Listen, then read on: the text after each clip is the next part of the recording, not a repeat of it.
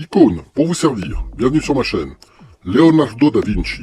Comment cet homme est-il devenu aussi célèbre, malgré les siècles, et qu'a-t-il apporté à l'humanité? Qui était-il exactement? On le dit autodidacte, mais comment a-t-il commencé? Générique.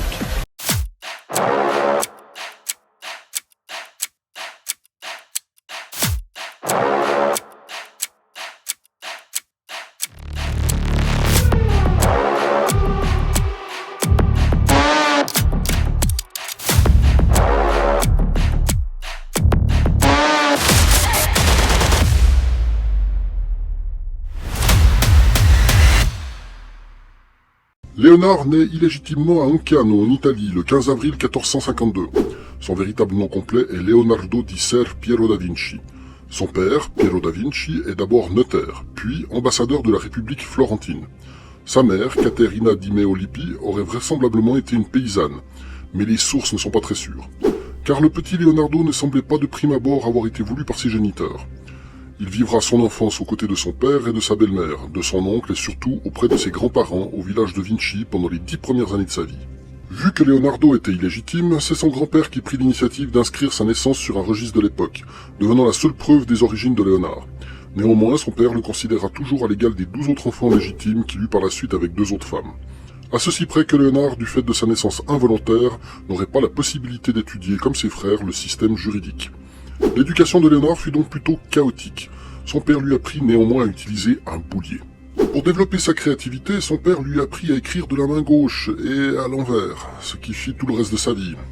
On y reviendra. Puis son père l'inscrit à Florence, dans une école de boulier pour 2 ans d'études. Il l'enverra ensuite à l'atelier de peinture d'Andrea de Verrocchio, où il rencontrera notamment Botticelli. C'est dans cet atelier que Léonard commença à faire parler de lui. Sa première œuvre fut Paysage avec un fleuve, qui est un paysage de la vallée de l'Arno, le fleuve qui traverse Florence. Ce que l'on sait aussi, c'est qu'il aurait terminé un tableau inachevé de Verrocchio représentant le baptême du Christ. Verrocchio laissa Léonard finir l'ange en bas à gauche de ce tableau. Voyant la perfection de l'ange de De Vinci, il décida ce jour-là de ne plus toucher un pinceau pour le reste de sa vie.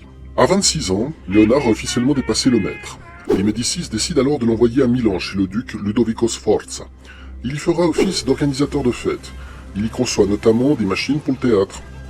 Il y peint aussi les portraits de certains nobles de la cour. En l'honneur du père de Ludovic Sforza, Léonard est mandaté pour faire une statue colossale de cheval. Cette statue ne verra malheureusement jamais le jour, car les 70 tonnes de bronze pour la créer furent réquisitionnées pour en faire des canons qui serviront à combattre Charles VIII de France qui assiégeait la ville. On y reviendra aussi. Le modèle taille réelle de la statue en terre aurait servi par la suite de cible aux fantassins de l'armée pour s'exercer au tir. À Milan, Léonard commence une de ses œuvres parmi les plus connues, la Vierge au rocher. Puis il est mandaté par des moines dominicains pour peindre la scène dans leur monastère. La réputation de Léonard est telle qu'il est reconnu pour ses connaissances artistiques et scientifiques, mais il traîne aussi une réputation de personne qui ne tient pas souvent ses promesses de délai. On y reviendra aussi. Il note l'ensemble de ses recherches et idées dans un livre appelé Codex, dont il écrit évidemment à l'envers, et laissant des erreurs volontaires sur ses croquis pour éviter de se faire voler ses concepts. Léonard a alors acquis depuis longtemps un statut de polymathe. Petite parenthèse, un polymathe est une personne aux connaissances diverses, principalement en matière d'art et de sciences. Fin de la parenthèse. À 38 ans, il accueille chez lui un jeune apprenti qu'il surnomme Salaï, qu'il décrira comme un voleur, menteur, têtu et glouton. Même pas vraiment doué pour l'art, mais Léonard s'attacha à lui et fit comprendre indirectement dans ses notes qu'il était en couple avec lui. Et oui, à cette époque, il était très mal vu d'être gay, ce qui amènera quelques épisodes de prison à Léonard. À 41 ans, en 1492, Léonard décrit dans ses notes pour l'imposition, de manière très succincte, la présence d'une certaine Caterina à son domicile. On peut faire tout de suite allusion à sa maman biologique qu'il avait ignorée à sa naissance. T'es qui, toi? Caterina semble être veuve et abandonnée de ses 2 grandes filles, et son autre fils serait mort dans une altercation à l'arbalète. Elle décédera 5 ans plus tard, et toujours selon ces mêmes notes, Léonard aurait payé les funérailles de Caterina, rubis sur l'ongle. Ce qui semble prouver un certain lien de parenté entre eux, confortant ainsi l'idée qu'il s'agissait bien de sa maman biologique. En 1499, Louis XII envahit Milan. Léonard hésite alors entre suivre son ancien protecteur ou se mettre au service de Louis. Au vu de la mauvaise notoriété des Français à Milan, Léonard décide de partir et d'entamer une période d'errance chaotique.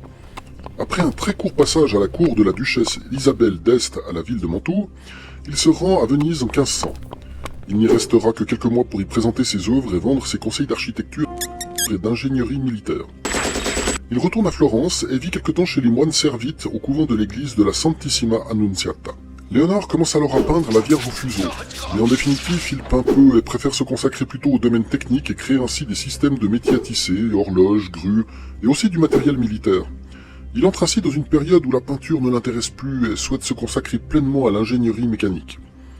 Il restaure et consolide quelques bâtiments menacés et même mandaté pour positionner la statue du David de Michel-Ange.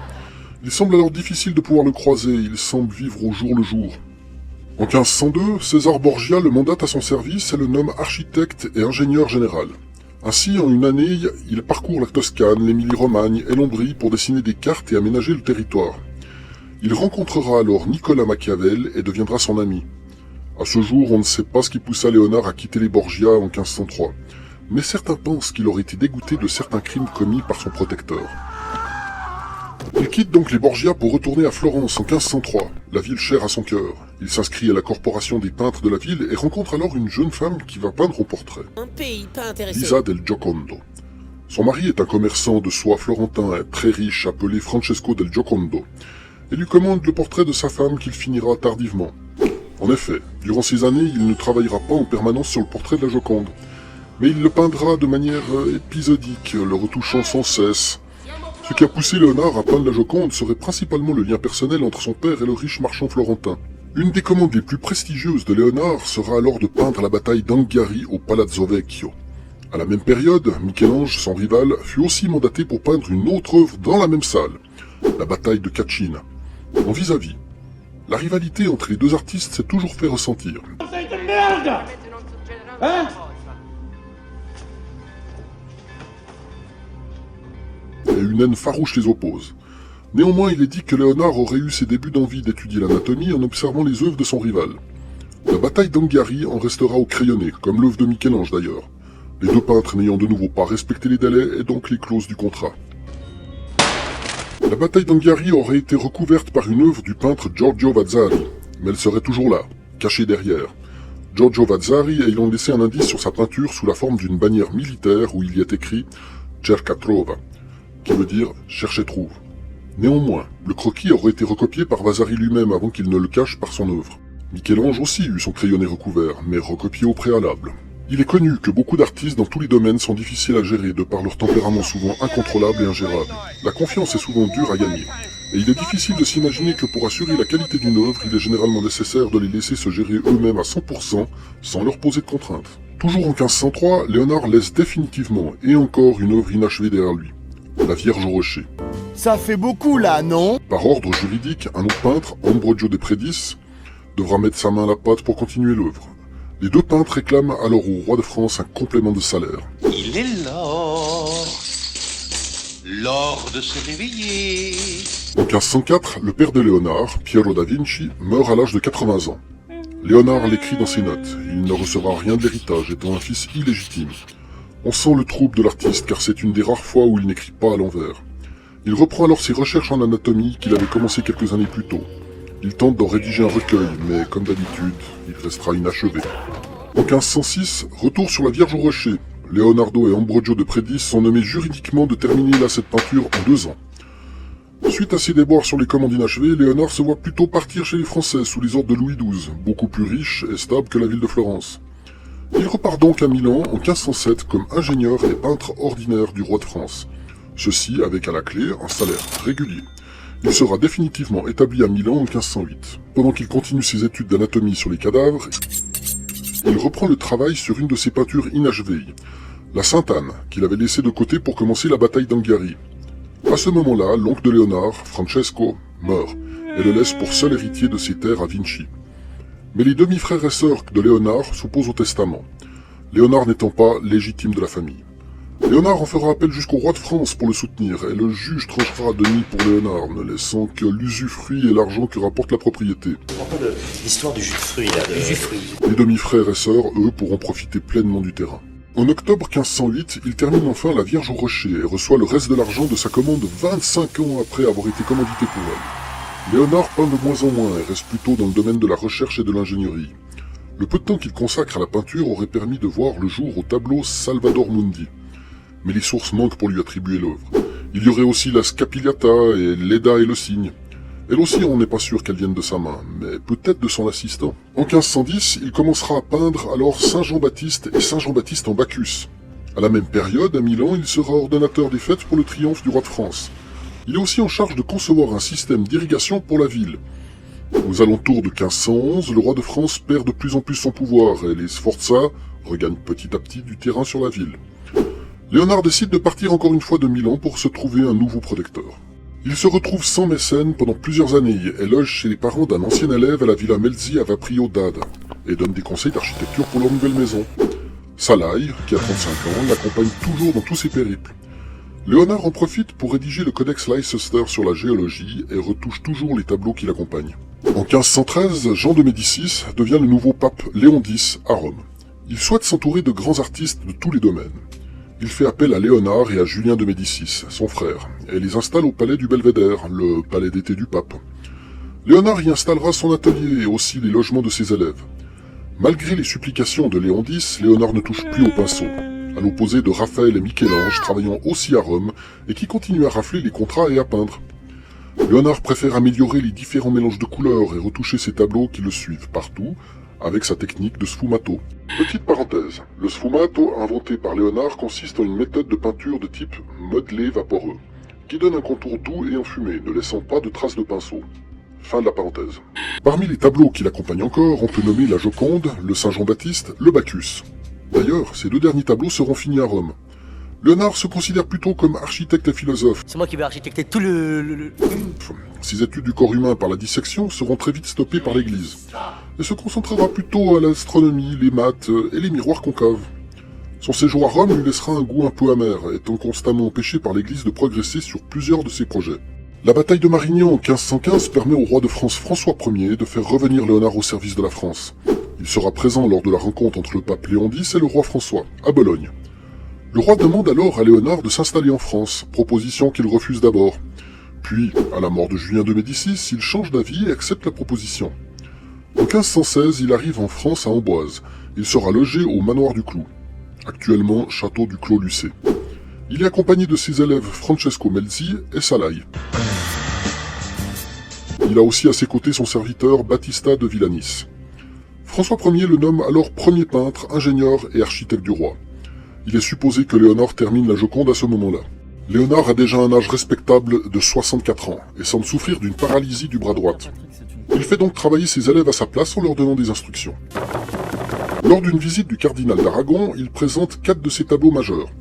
Le Saint Jean-Baptiste, le Sainte-Anne, l'Enfant Jésus jouant avec un agneau et la Joconde, ainsi que ses ouvrages sur l'anatomie, l'hydrologie et l'ingénierie. Léonard ne fait plus grand-chose et actuellement on ignore encore pourquoi François Ier l'a mis à son service. Il organisera quelques fêtes pour le roi, notamment celle du baptême du dauphin, et créera aussi un automate de Lyon pour lui. Il semblerait que le roi appréciait simplement ses conseils et sa présence auprès de lui, comme une marque de prestige. À 67 ans, en début de l'année 1519, Léonard sent venir sa fin et commence à faire rédiger son testament par un notaire d'Amboise. Les vignes offertes à Léonard autrefois par Ludovic de Maure sont réparties entre Salaï et Battista de Villanis. Les terres dont il percevait l'usufruit à Vinci sont octroyées à son demi-frère. Sa servante, Mathurine, recevra un manteau noir en fourrure. Francesco Melzi recevra une part de ses dessins, livres et tableaux. François Ier recevra la Joconde et l'exposera au château de Fontainebleau. Le 2 mai 1519, au Clos Lucé, Léonard de Vinci meurt soudainement et probablement d'un accident vasculaire cérébral. Léonard est enterré dans le sol de la chapelle de Saint-Florentin au château d'Amboise. À la Révolution, cette chapelle, qui était déjà en total délabrement, fut détruite, et la dalle funéraire disparaît. En 1863, Arsène Houssaye, homme de lettres, entreprit des fouilles sur le site et trouvera des ossements qu'il attribuera par déduction à Léonard. Ceux-ci seront transférés à la chapelle Saint-Hubert à proximité du château de Clos-Lucé pour y être à nouveau inhumés. Parmi les œuvres peintes les plus connues de Léonard, on peut noter celle-ci: le baptême du Christ, l'Annonciation, l'adoration des mages, la Vierge au rocher, la Seine, la Joconde, le Saint Jean-Baptiste. Mais si vous souhaitez consulter une liste complète de ces peintures, je vous mets le lien Wikipédia en description. La Joconde, œuvre peinte la plus connue du Florentin, suivra un parcours chaotique jusqu'à nous. Elle sera notée dans les archives toujours présentes au château de Fontainebleau en 1646. Puis, Louis XIV décide de la transférer à Paris au palais du Louvre. En 1665, Mona Lisa sera transférée au palais des Tuileries. Puis, en 1690, dans la galerie du roi au château de Versailles. Il y restera un siècle. Certaines fois exposé dans la galerie et d'autres fois mise dans la réserve du château.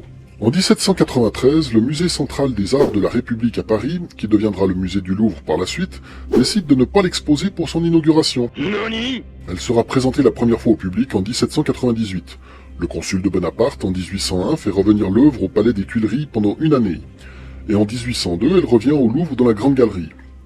Sa popularité grandissante en 1851 l'a fait se déplacer au salon carré du premier étage du Louvre, endroit réservé aux œuvres magistrales.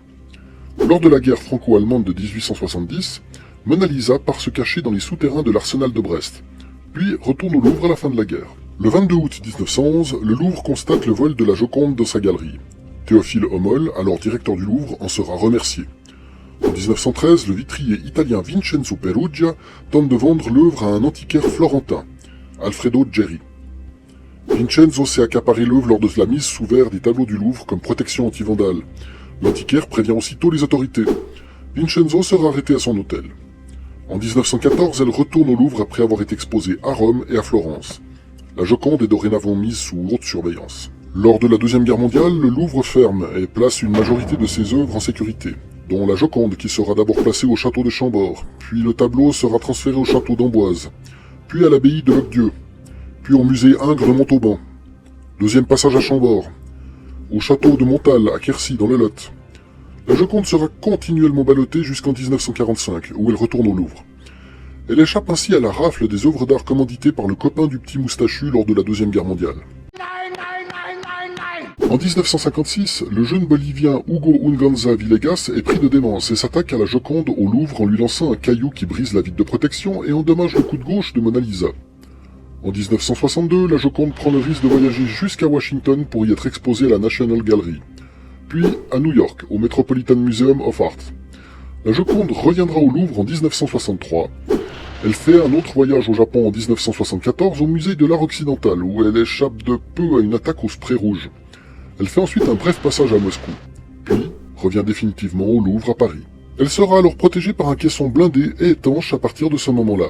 La Joconde repose maintenant à la salle des États du Louvre depuis 2005, dans un nouveau caisson blindé, climatisé et contrôlé hygronométriquement. En août 2009, une touriste russe dérangée lance une tasse sur le tableau. Le caisson protégea parfaitement l'œuvre. Plus récemment, en 2022, un homme déguisé en vieille dame lance une part de gâteau sur la vitre de protection. Aucun dommage à signaler. Sur la totalité des visiteurs du Louvre, la moitié ne viennent que pour rencontrer Mona Lisa. Preuve que cette œuvre restera à jamais majeure dans l'histoire de l'humanité. Elle a même rendu fou certaines personnes à travers l'histoire. Léonard a su rendre dérangeant la beauté d'une femme, ne serait-ce que par son sourire indéfini et mystérieux. Le tableau ne bougera plus jamais du Louvre, Mona Lisa étant devenue passablement fragile au cours des siècles, et les risques provoqués lors de ses déplacements sont trop importants. Lisa est vieille et elle veut maintenant se reposer, tout en restant visible à son public qu'elle respectera toujours. Car Leonardo da Vinci l'a conçue ainsi. Cette vidéo est maintenant terminée, je vous remercie de l'avoir suivi jusqu'ici, je vous invite à liker, vous abonner et d'activer les notifications pour être averti des prochaines sorties vidéo. Ciao. Me charge de vous remettre ces 15... Ah. 10 commandements.